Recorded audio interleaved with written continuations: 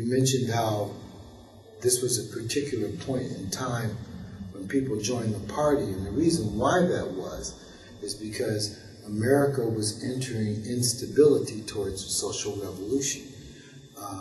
The national picture was one where you had, at one point during the Kennedy administration, a recognition and a promise to do something about the conditions that black people were being subjected to since World War II. There was an acknowledgement through the Kennedy administration that a new society had to be built. Unfortunately, he was killed. We didn't know it at the time, but the people who killed him were also the sponsors of the Vietnam War.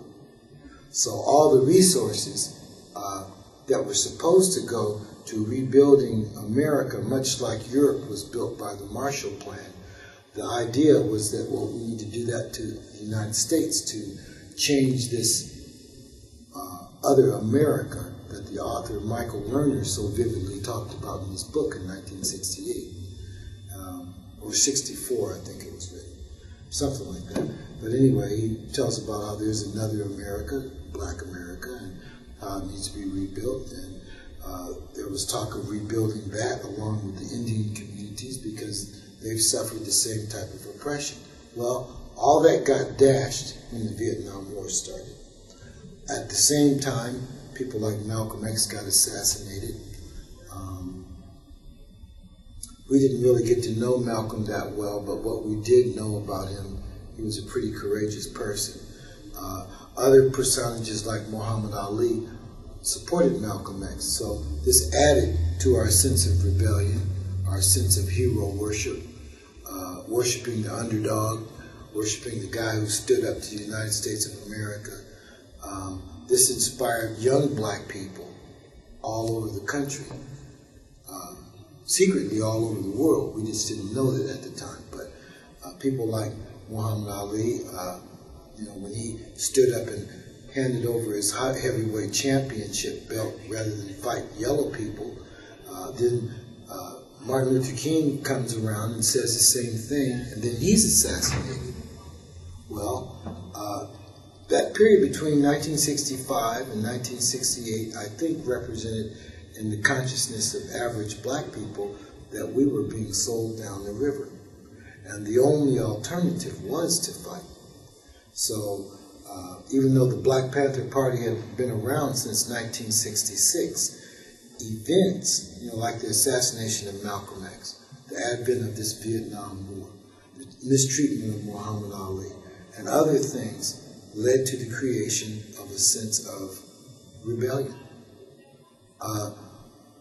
If you remember, from 1965 on forward, maybe 64, I think the first riot was in 65, but it may have been 64, but the United States was shaken by a number of civil unrest riots.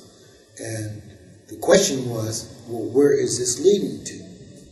Is this a Get Whitey campaign? Is it just destroy everything, destroy each other? What was this about? Well, it encapsulated into a black liberation movement. And since the Black Panther Party was the major organization on the scene, there were others. I won't say it was the only one, but there were others. And I remember in 1968, CORE sponsored a national organizations conference in LA. And all the black progressive movement people came there. And I remember I saw this on tape. And Huey Newton's chair was empty because he was in prison. But all the rest of the leaders were there. And this is when, when you study histories of movements, this is what people do.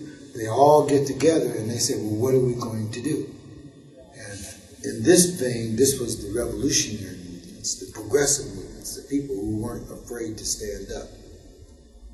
So you joined the party how long after? Well, I was influenced by this. I joined the party after this because I realized, well, this is something that's being talked about on a national level. It's not just a figment of my imagination or my brother's, because at this particular gathering that was sponsored by CORE, I can't remember the gentleman, he's dead now, he just died. the leader of CORE. But he put this on. And he wasn't a Black Panther, but he saw the need for black liberation. So there were church people there who weren't Black Panthers, but they saw the need for black liberation, and so on and so forth and so on. So all these people gathered, thousands. So I wanted to be a part of that.